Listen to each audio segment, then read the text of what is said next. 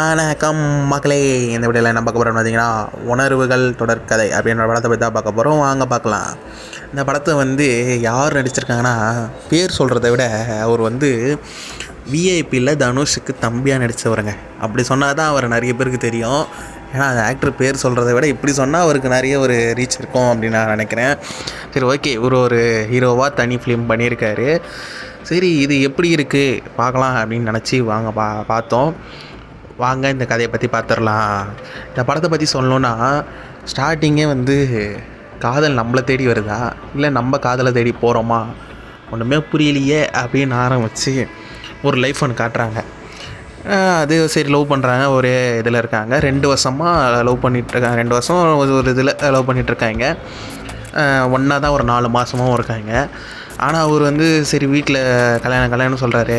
நம்ம கல்யாணம் பண்ணிக்கலான்னு அந்த பொண்ணுக்கிட்ட போய் கேட்டால், கல்யாணம்லாம் கிடையாது, இதெல்லாம் எனக்கு செட் ஆகாது, நான் யூஎஸ் போகிறேன், எனக்கு கல்யாணம்லாம் செட் ஆகாது அப்படின்னு சொல்லிட்டு அவங்க பாட்டு நம்ம இது பண்ணிட்டு போயினே இருக்காங்க. அப்போ இதுக்கு பேர் என்னது? இது எனக்கு ஒன்றுமே புரியல. இல்லைனா லவ் பண்ணுறீங்க, ஒன்றா இருக்குன்றாங்க, ஆனால் கல்யாணம் மட்டும் பண்ணிக்க மாட்றாங்க. இதுதான் 2K கிட்ஸ் லவ். அது ஏதோ படம்லாம் வந்துட்டுருக்கு. இந்த மாதிரி எனக்கு அது ஆனால் ஒரு வித்தியாசமாக தான் தெரியுது பார்க்கும்போது. சரி, அடுத்தது என்ன பண்ணுறாங்கன்னு பார்த்தா, அதை நினச்ச ஒரு ஃபீல் ஒரு நாள் இல்லை 2 நாள் ஃபீல் பண்ணுறாப்புல. வீட்டில் பார்க்குற பொண்ணை கல்யாணம் பண்ணிக்கிறாப்புல. அடுத்து மூவ் ஆகிட்டு போயினே இருக்கலாப்புல. சரி, அதுவும் லைஃப் தானே, அடுத்தது மூவ் ஆகிட்டு போயினே இருக்கலாம். அதுக்கே நினச்சி கவலைப்படக்கூடாது. இதுகிட்ட ஃபஸ்ட்டு மாரிலாம் கிடையாது.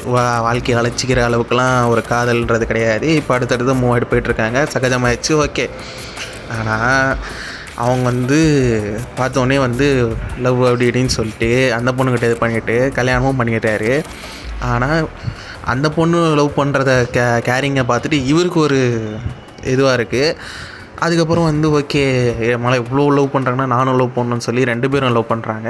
ஒரு மிஸ் அண்டர்ஸ்டாண்டிங்கால் ஃபஸ்ட்டு அவங்க புரிஞ்சிக்காமல் போவேன், அதுக்கப்புறம் இவர் புரிஞ்சிக்காமல் போவேன், திருப்பி அவர் புரிஞ்சிக்காமல் போவான்னு மாற்றி ஒரு ஹஸ்பண்ட் அண்ட் ஒய்ஃப்குள்ளே ஒரு அண்டர்ஸ்டாண்டிங் இல்லை அப்படின்னா சின்ன சின்ன விஷயத்துக்கும் சண்டை வரும்ன்றது அப்படியே ஒரு இதுவாக காமிச்சு கடைசியில் ஒன்று சேர்ந்தாங்களா இல்லையா அப்படின்னு தான் இந்த படம்.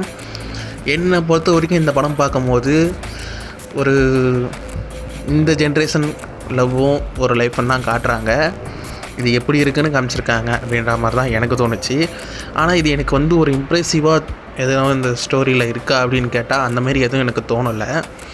நார்மல் ஒரு ஸ்டோரி மாதிரி தான் எனக்கு தோணுச்சு. உங்களுக்கு எப்படி தோணுச்சுன்றதை கமெண்ட் பண்ணுங்கள். இந்த வீடியோ பிடிச்சா லைக் பண்ணுங்கள், ஷேர் பண்ணுங்கள், நம்ம சேனலை சப்ஸ்கிரைப் பண்ணுங்கள். நன்றி மக்களே.